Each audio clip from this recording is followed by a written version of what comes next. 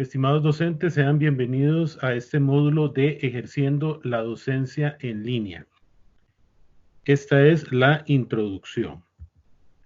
En primer lugar, debemos de reflexionar con respecto a lo que es la educación en línea como una modalidad de enseñanza y aprendizaje cuya naturaleza no es presencial o puede ser semipresencial. Un elemento fundamental es que hay un empleo de tecnologías digitales y redes de comunicación, y estos van a ser los canales para llevar a cabo las actividades pedagógicas y de la evaluación educativa. Las condiciones de trabajo y de estudio en los cuales se desarrolla la educación virtual tienen tres elementos fundamentales. En primer lugar, se debe contar con una infraestructura tecnológica robusta que permita el desarrollo de una gama de actividades que puedan atender a las necesidades pedagógicas y didácticas de los procesos de enseñanza. Es aquí donde las distintas tecnologías que están al servicio de las instituciones son fundamentales y la institución debe de escoger entre las diversas opciones del mercado la que mejor se adapta a la población que se atiende. En segundo lugar, se debe contar con un equipo tecnológico personal. Actualmente, el desarrollo de las tecnologías móviles hace que se universalice este elemento y que casi que toda la población pueda contar con un teléfono personal inteligente. Sin embargo, en estas condiciones mínimas de trabajo y de estudio, ese equipo tecnológico personal tiene que ser por lo menos una computadora portátil que le permita al estudiante tener un espacio, que es el tercer elemento, un espacio físico donde pueda ver bien, escuchar bien, eh, producir en términos de comodidad. Así es que el equipo personal, tecnológico personal y el espacio físico están de la mano, porque no es solo tener un espacio físico, sino tener el equipo mínimo y no depender en algunas ocasiones, por ejemplo, de elementos un tanto incómodos. Vamos a los principios docentes que rigen la enseñanza en línea. El primer principio es la planificación del contenido. Siempre se parte en todo proceso de enseñanza de la planificación o el planeamiento de las lecciones. Y no es una excepción la educación virtual en este rubro. La planificación del contenido es determinante. En segundo lugar, en la educación universitaria debemos de cuidar el sílabo académico y tiene que ser un sílabo académico que responda a todos los elementos que se van a desarrollar. Normalmente un sílabo académico va a tener una construcción y una explicación de los elementos que va más allá de un simple programa. Sin embargo, cuando estamos hablando de educación virtual, este sílabo académico debe de ir más allá y partir de que todo se tiene que explicar con detenimiento. El tercer aspecto es disponer de la cantidad de horas necesarias para hacerle frente a la virtualidad. Tanto docente como estudiante tiene que considerar que en un espacio virtual la cantidad de horas que se invierten son muy superiores en algunas ocasiones a lo que se invierte dentro de la presencialidad. Por lo tanto, hay que disponer de una cantidad de horas que puede tal vez no llegar a duplicar, pero casi duplicar la cantidad de horas que se requieren en la presencialidad, porque además se deben de considerar los imprevistos en los cuales puede ser que alguna actividad quede a media construcción, producto de que falle la conexión, haya algún imprevisto de última hora y se tenga que reinvertir tiempo. El cuarto aspecto es ingresar a la plataforma antes. los docentes están llamados a ingresar a las plataformas de educación virtual antes de que se desarrolle cada sesión. Es un elemento de respeto y de netiqueta que el docente esté dentro de un aula virtual antes de una sesión sincrónica y por supuesto que esté prácticamente recibiendo y controlando la asistencia de cada uno de sus estudiantes. El quinto elemento que tenemos acá es el seguimiento constante de las actividades. Los docentes en una enseñanza en línea tienen que tener un constante seguimiento de las actividades que realizan sus estudiantes, pero además deben de estar pendientes de las dudas que puedan surgirle a los estudiantes, porque en este ambiente no se cuenta con la presencialidad del docente que pueda aclarar dudas, y muchas veces el estudiante entonces lo que hace es escribir sus consultas esperando que el docente se las resuelva lo antes posible. Continuando con los principios, tenemos una pronta respuesta a los estudiantes, y esto tiene que ver con el elemento anterior. Debemos de procurar, como docentes, tener una pronta respuesta a todas las inquietudes de los estudiantes, porque esto genera ansiedad y genera en algunas ocasiones el doble de ansiedad que haga que un estudiante se anime a realizar una actividad de la cual tiene duda sin la debida orientación del docente. Mientras que si el docente establece claramente los momentos en los cuales va a ingresar a la plataforma para aclarar las dudas de los estudiantes, estos pueden entonces partir de que en tal día a tal hora mi consulta va a ser evacuada.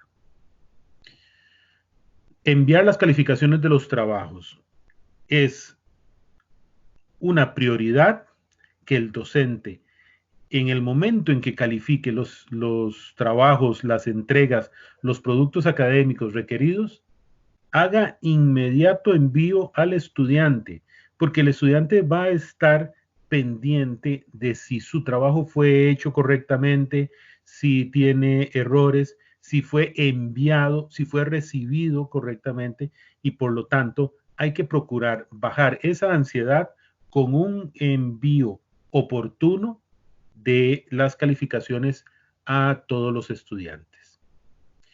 Además, hay que tener al día la calificación global. Esto quiere decir que no es solo calificaciones parciales, sino que el estudiante pueda ir teniendo acceso a su calificación global y entender cuál es su condición como estudiante y cuáles son los porcentajes que ha obtenido y qué porcentajes están pendientes para lograr su aprobación. Siempre en toda construcción de un aula virtual hay que tener muchísimo cuidado con los derechos de autor. Y esto aplica para no solo textos, sino también para imágenes y videos. En Internet es común encontrar imágenes, videos, textos, documentos de uso libre. Y si son de uso libre no va a haber ningún problema. Pero siempre hay que verificar esos derechos de autor, porque si usted no posee los derechos de autor, debe de investigar si puede utilizarlo o no lo puede utilizar, o si es de una utilización pedagógica de manera tal de que usted haga la referencia correcta de quién es el autor de ese video, de ese documento, de ese ensayo, quién posee los derechos sobre una imagen, sobre una pista musical, en fin, cualquier elemento que se incluya en un aula virtual. Las lecciones deben de grabarse. Siempre todas las lecciones deben de estar grabadas. Esto por varios motivos. En primer lugar, es un respaldo para el docente en cuanto a que su lección virtual fue impartida correctamente. En segundo lugar, le permite a un estudiante que por motivos de fuerza mayor o por estar atendiendo otras obligaciones académicas no haya podido estar en una clase sincrónica y que la pueda entonces después observar, escuchar las veces que quiera. Y el tercer motivo precisamente tiene que ver con esto, el hecho de que una explicación del docente, una demostración del docente, la evacuación de una duda, el estudiante la pueda ver una y otra vez.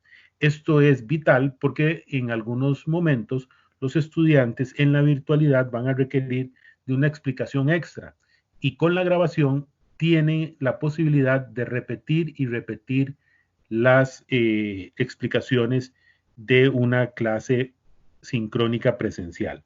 Tiene la ventaja también de que esto atiende a la diversidad funcional y en el caso de estudiantes que requieren de instrucciones repetitivas, pueden verlas más de una vez. Y por último, un registro semanal riguroso de las actividades. A todos los docentes se les envía una bitácora para que haga el registro semanal de sus actividades. Esta bitácora debe de tenerla al día y en algún momento el director de escuela puede solicitársela y además es una evidencia en algún momento en que se requiera, por ejemplo, atender algún recurso de revocatoria o apelación. Por lo tanto, el registro semanal riguroso es vital y es parte de las responsabilidades del docente. Ahora hablemos rápidamente de las obligaciones de los estudiantes en la enseñanza en línea. Los estudiantes tienen que tener claro que hay 5 elementos en los cuales ellos están obligados a atender. El primero, acudir a las convocatorias. Las convocatorias que se hacen correctamente en tiempo y forma y con la suficiente antelación son obligatorias. Por ejemplo, las sesiones sincrónicas tienen que estar los estudiantes y si no están, tiene que enviar una justificación válida para el profesor. La interacción tiene que ser respetuosa. El docente tiene la autoridad y la posibilidad de expulsar de un aula virtual en una sesión sincrónica a un estudiante que se comporte de manera irrespetuosa. Y esto incluye, por ejemplo, si activa su cámara de video y su presentación no es mínimamente decorosa. El profesor está en la obligación de solicitarle al estudiante que apague su cámara y si el estudiante no responde a ese llamado, incluso lo puede expulsar de la sesión. El estudiante también está obligado a cumplir en tiempo y forma las actividades que el docente ha programado para el desarrollo correcto del curso. Y en esto es importante indicar que dentro de la virtualidad pueden darse circunstancias y situaciones que el docente va a tener que valorar como posibles justificantes para no cumplir tiempo y forma. Pero en esto el docente tiene que tener un único criterio.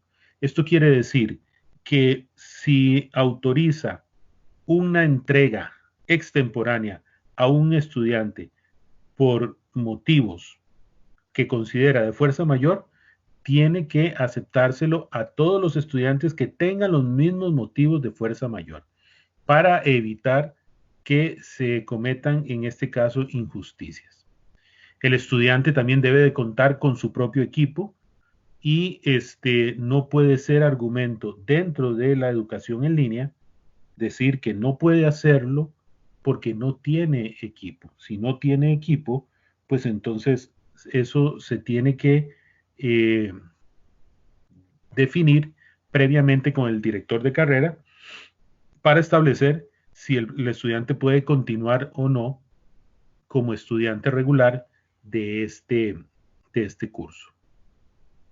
Y además, el estudiante está en la obligación de reportar a tiempo cualquier inconveniente que se presente, con inconvenientes en el ámbito personal, inconvenientes con el acceso al curso virtual o incluso inconvenientes con el docente, tiene que reportarlo a tiempo con el director de carrera.